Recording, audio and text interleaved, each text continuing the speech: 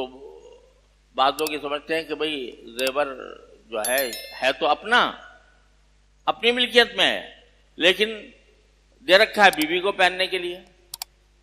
اب یہ سوچتا ہے یہ تو بیوی کا ہے تو اس کے اوپر میرا کوئی یہ میرے اس کی وجہ سے مجھ پر حرج فرض نہیں ہوگا، تو یہ خیال غلط ہے.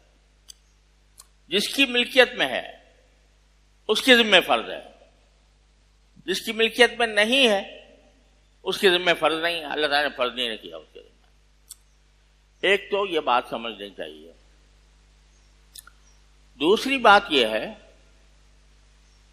کہ حج کو بعض لوگ یہ سمجھتے ہیں کہ بھئی یہ تو آخر زمانے میں جا کے جب ہماری عمر بڑی ہو جائے گی تو اس وقت کہیں جا کے حج کریں گے، اور حج فرض ہو چکا ہوتا ہے. لیکن یہ سوچتے ہیں بھئی پہلے تو ہم اپنے اولاد کی شادیاں کر لیں پھر حج کو جائیں گے. ارے بھئی اولاد کی شادیاں بھی بے شک اچھا کام ہے، لیکن اس پر اتنے پیسے خرچ کرنا تو تمہارے ذمہ فرض نہیں ہے کہ اس کے اوپر اتنا خرچ کرو. خاص طور سے بیٹی کی شادی پر کہتے ہیں پہلے جہیز کا انتظام ہو جائے اس کے بعد دیکھیں گے، اگر پیسے بچیں گے تو دیکھا جائے گا. تو کوئی جہیز دینا فرض نہیں ہے شرعاً. لڑکی کی شادی پر اتنا زیادہ خرچہ کرنا یہ کوئی شرعی فریضہ نہیں ہے، بلکہ بری بات ہے اپنی استطاعت سے زیادہ خرچ کرنا. اور یہ جو معاشرے میں رواج پڑ گیا ہے کہ لڑکے والے توقع رکھتے ہیں کہ لڑکی جو ہے وہ جہیز لے کر آئے گی، اور اگر نہ لائے تو اس کو تانے دیے جاتے ہیں، یہ ہمارے معاشرے کا بدترین معمول ہے جس کو ختم کرنے کی ضرورت ہے. اور ختم اسی طرح ہوگا کہ لڑکے والے بالکل صاف صاف یہ بتا دیں کہ بھئی ہمیں تو لڑکی چاہیے، اس کا نکاح اس کو نکاح میں لانا ہے، وہ ہمیں کسی زیور کا کسی جہیز کا کوئی مطالبہ نہیں. کسی وقت عرض کروں گا کہ جہیز کے بارے میں کیا کیا خرابیاں ہمارے معاشرے کے اندر پائی جاتی ہیں. اللہ نے زندگی دی تو کسی وقت اس کی تفصیل عرض کروں گا. لیکن کوئی فرض نہیں ہے شرعی اعتبار سے کہ آپ لڑکی کو رخصت کرنے کے لیے پہلے جہیز کا انتظام کریں. تو یہ بعض لوگوں کے ذہن میں ہوتا ہے بھئی میرے تو لڑکی بیٹھی ہوئی ہیں، لڑکیاں بیٹھی ہوئی ہیں، ان کا نکاح کرنا ہے، میرے لڑکے بیٹھے ہیں. ولیمہ بے شک سنت ہے، لیکن ولیمے کے لیے کوئی ضروری نہیں ہے کہ اس کے اوپر لاکھوں روپے خرچ کیے جائیں. اگر 200-400 روپے کے اندر بھی 8-10 آدمی بیٹھ کے کھانا کھا لیں ولیمہ ہو گیا. کوئی ضروری نہیں ہے کہ اس کے لیے کوئی ہال بک کرایا جائے، ضروری نہیں ہے کہ اس میں کھانے شاندار بنوائے جائیں، ضروری نہیں ہے کہ اس میں سینکڑوں آدمیوں کو دعوت دی جائے. ولیمہ کی سنت ادا ہو جاتی ہے سادگی کے ساتھ. نبی کریم سرورت عالم صلی اللہ علیہ وسلم کا جب حضرت صفیہ رضی اللہ عنہا سے نکاح ہوا تو آپ نے ولیمہ کس طرح کیا؟ چمڑے کا دسترخوان بچھا دیا گیا، لوگوں سے کہا بھائی جس کے پاس جو چیز ہو وہ لے آئے. وہاں جا کر کچھ کھجوریں، کچھ ستو یہ بچھا دیا گیا، وہ ولیمہ ہو گیا رسول کریم صلی اللہ علیہ وسلم کی طرف سے. تو کسی ولیمے پر کوئی بہت بڑا لاکھوں روپے کا خرچ کرنا یہ کوئی شریعت کا تقاضا نہیں. لہذا ان غیر شرعی اخراجات، غیر شرعی سے میری مراد ہے جو شرعاً واجب نہیں ہے، ایسے اخراجات کے انتظار میں حج کو روکے رکھنا کہ بھئی جب پہلے بیٹیوں کی شادی ہو جائے گی تب کریں گے، جب لڑکوں کی شادی ہو جائے گی تب کریں گے، اس طرح انتظار کرنا یہ شریعت کا کوئی تقاضا نہیں ہے. اور حج کو روکنا یہ اس سے گناہ ہے بہت سا. حدیث میں رسول کریم سرورت عالم صلی اللہ علیہ وسلم نے ارشاد فرمایا کہ اللہ بچائے بڑی سخت وعید فرمائی کہ اگر کسی شخص کے ذمے حج فرض ہو گیا ہو اور اسے کوئی عذر لاحق نہ ہو، عذر لاحق نہ ہونے کے معنی ہے کہ بیمار نہیں ہے، صحت مند ہے، اور اس کو کوئی روکنے والا بھی نہیں ہے، کوئی سرکاری پابندی بھی اس کے اوپر نہیں ہے، اس کے باوجود اگر کوئی شخص حج نہیں کرتا تو الفاظ یہ استعمال فرمایا کہ فلیمت ان شاء یہودیا و ان شاء نصرانیہ، جو آدمی فرض ہونے کے باوجود حج نہ کرے تو چاہے وہ یہودی ہو کے مرے چاہے نصرانی ہو کے مرے، اللہ کو اس کی پرواہ نہیں، العیاذ باللہ۔ وہ ایک طرح سے یہ اپنے آپ کو یہودیت اور نصرانیت کے مشابہ قرار دینے والی بات ہے۔ کتنی زبردست وعید بیان فرمائی نبی کریم صلی اللہ علیہ وسلم، اور اسی کو قرآن کریم نے فرمایا وَمَنْ كَفَرَ فَإِنَّ اللَّهَ غَنِيٌّ عَنِ الْعَالَمِينَ، جو حج کی فرضیت سے انکار کرے یا اس کی، تو وہ اللہ سارے جہان سے بے پرواہ ہے، اللہ کو تمہارے حج کی تمہاری عمرے کی کوئی ضرورت نہیں ہے۔ لیکن اگر اپنے حق میں بہتری چاہتے ہو تو پھر تمہارا فرض ہے کہ جب حج فرض ہو جائے تو اس وقت اس کا انتظام کرو۔ بعض لوگ یہ ہوتے ہیں کہ بھئی ابھی تو ہمارا مکان کرائے کا ہے، ہم ذرا اپنا مکان بنا لیں، اس کے اوپر بہت خرچہ آئے گا، تو پہلے وہ کام کریں گے پھر حج کریں گے۔ ارے اللہ کے بندو، کسی نے گارنٹی لکھ کے دی ہوئی ہے کہ تم اپنی اولاد کے نکاح کے وقت تک زندہ رہو گے؟ کسی نے گارنٹی لکھ کے دی ہوئی ہے کہ جب تک تمہارا مکان نہیں بنے گا اس وقت تک تمہاری زندگی کی گارنٹی لے لی اللہ تعالیٰ نے کہ تمہیں زندہ رکھیں گے اس وقت؟ اللہ نہ کرے بیچ میں اگر انتقال ہو جائے اور آدمی حج نہ کرے تو یہ وعید اس پر صادق آتی ہے، فَلْيَمُتْ إِنْ شَاءَ يَهُودِيًّا أَوْ نَصْرَانِيًّا، چاہے وہ یہودی بن کے مرے یا نصرانی بن کے مرے۔ اس واسطے یہ غلط تصورات جو ہمارے ہاں پھیلے ہوئے ہیں۔ اسی طرح اور بھی کچھ نہیں، اچھے خاصے کھاتے پیتے ہیں، نہ اولاد کی شادیوں کی کوئی خاص فکر ہے، اللہ نے اتنا دیا ہے، نہ گھر بنانے کا کوئی ایسا احتیاج ہے، لیکن بس یہ ہوتا ہے کہ بھئی حج تو ذرا جب آدمی ذرا کچھ عمردار ہو جائے تو اس وقت کرے، اور نوجوانی میں ابھی تو ہماری زندگی بہت پڑی ہوئی ہے، ابھی تو میں جوان ہوں، تو ابھی حج کرنے سے کی کیا ضرورت ہے؟ خوب سمجھ لیں کہ حج ہر بالغ مرد اور عورت پر فرض ہے۔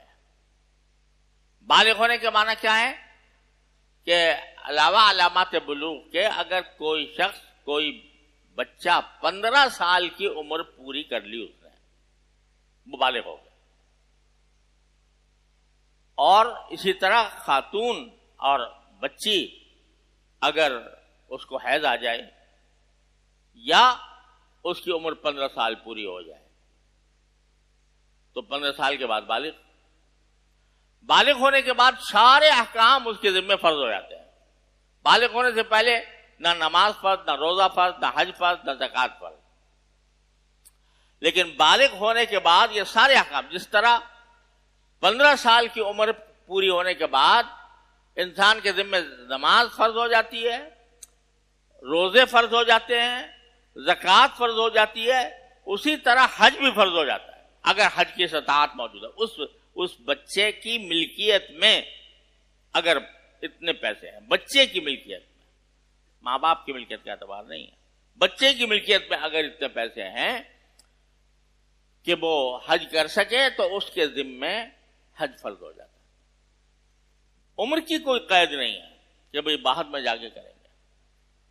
اور اگر سچ پوچھو تو یہ حج جو ہے یہ عبادت زبانی ہی کی ہے۔ بڑھاپے میں آدمی حج کی عبادت اتنے ذوق و شوق سے، اتنے نشاط کے ساتھ اس کے لیے کرنا مشکل ہوتا ہے جتنا جوانی میں، کیونکہ یہ ذرا مشقت کی عبادت ہے۔ حج کی عبادت کو اللہ تعالیٰ نے مشقت کی عبادت بنایا ہے، یہ ایک عاشقانہ عبادت ہے، اس میں عشق کا جنون باقاعدہ مطلوب ہے۔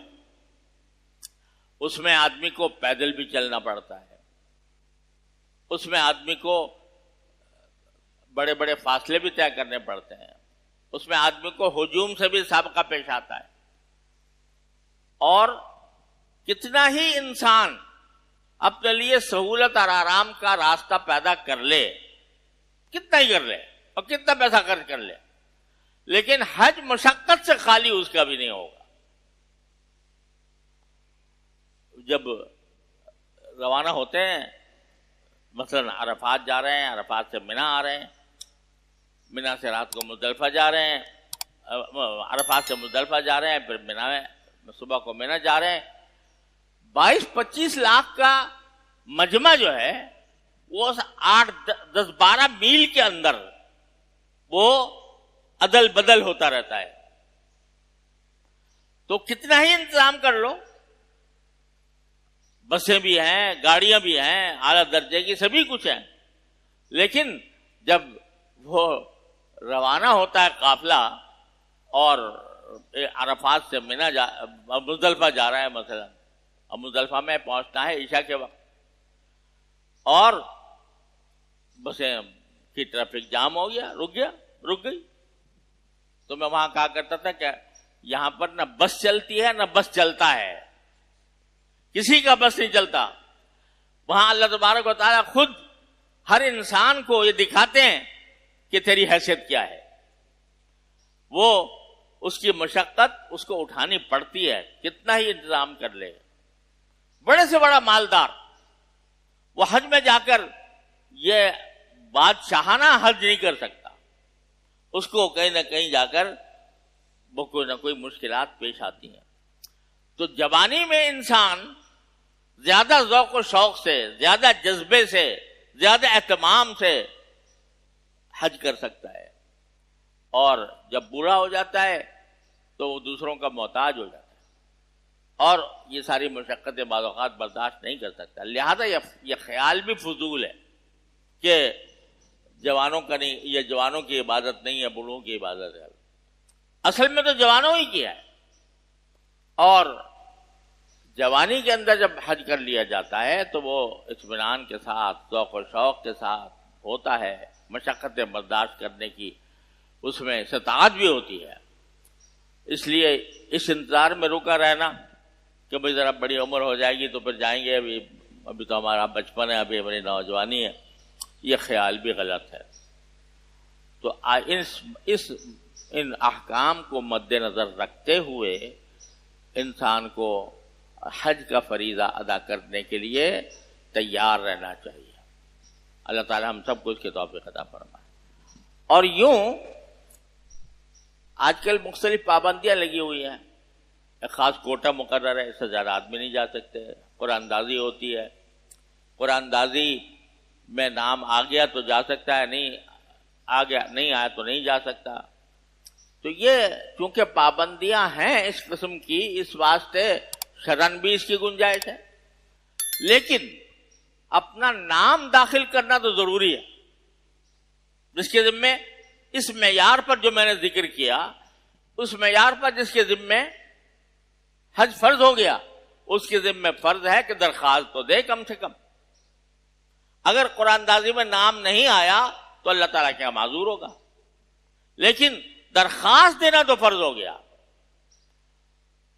یہ آج کل میں اس لیے بات کر رہا ہوں کہ اب آج کل درخواستیں جا رہی ہیں حج کی، تو ہر انسان کو اپنے تمام حالات کا جائزہ لے کر یہ دیکھنا چاہیے کہ اس معیار پر جو میں نے ذکر کیا اس کے ذمہ حج فرض ہوا ہے یا نہیں۔ اگر ہو گیا ہے تو پھر درخواست دینا کم از کم فرض ہے، اور اگر بالفرض نام نہیں آیا قرآن اندازی میں اور اس واسطے جانے سے معذور رہا، تو اس سال تو اللہ تعالیٰ کے ہاں معذور ہو گیا، لیکن اس کے ذمہ ضروری ہے کہ یہ وصیت کرے کہ اگر میں حج کر کیے بغیر دنیا سے چلا گیا تو میرے ترکے سے میرا حج بدل کرایا جائے. یہ وصیت کرنا فرض ہے اس کے لیے. اب وہ جب اگر خدا نہ کرے انتقال ہو گیا اگلے حج کرنے سے پہلے، تو اس وقت میں ورثہ اگر 1/3 کے اندر وہ حج کا خرچ آ جاتا ہے، ترکے کے 1/3 کے اندر، تو ورثہ کے ذمہ فرض ہوگا کہ وہ حج کرائیں، حج بدل کرائیں. لیکن اگر نہیں تو اس ترکے میں نہیں آتا تو ورثہ کے ذمہ فرض بھی نہیں ہوگا. لہذا اس میں بڑی احتیاط کی ضرورت ہے کہ جلد از جلد اپنا فریضہ یہ ادا کرنے کی کوشش کی جائے. اور بھائی ایسے تو ہر مسلمان کو حج کا شوق تو ہوتا ہے، چاہے کیسا ہی گیا گزرا مسلمان ہو. تو اس کو ایک کام یہ کرنا چاہیے کہ اپنی آمدنی میں سے تھوڑا ہی حصہ چاہیے، لیکن اس کو حج کے لیے علیحدہ رکھ لے. ایک تھیلا بنا لے، اس میں روزانہ چاہے 10 روپے بھی ڈال دیے، 5 ڈال دے، لیکن اس کام کے لیے ڈال دے کہ بھئی اللہ تعالیٰ اس میں برکت دیں گے تو کسی وقت میں حج کروں گا. اور خوب یاد رکھیں، آج تک کوئی ایسی مثال نہیں ہے کہ کسی کوئی شخص حج کرنے کی وجہ سے مفلس ہو گیا ہو.